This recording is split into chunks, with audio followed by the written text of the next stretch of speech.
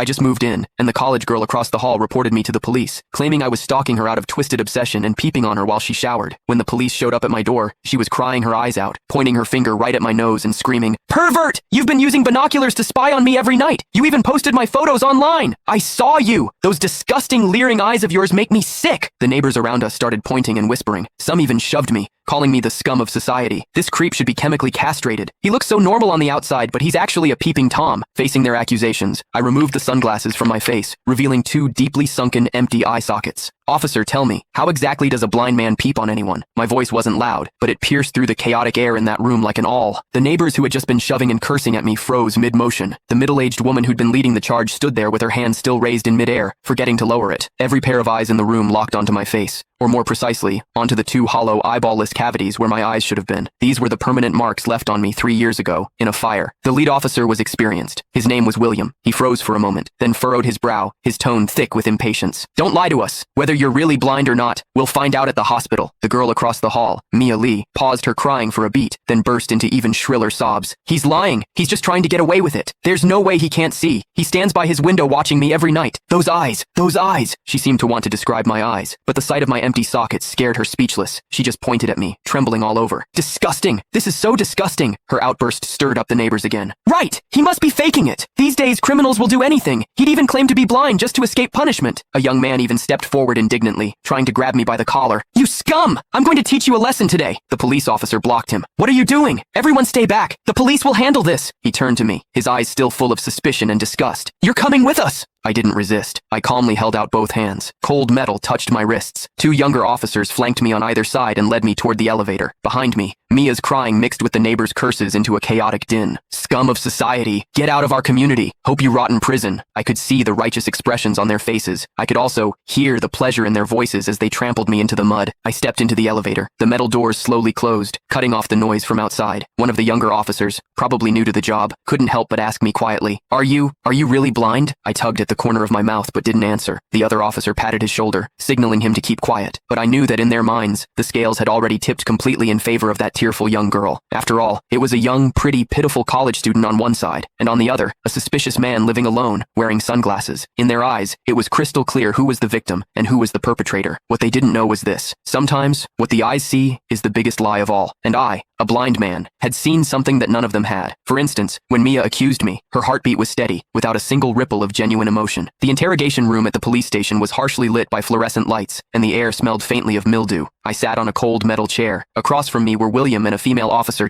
Click the link in my bio to get the full story for free.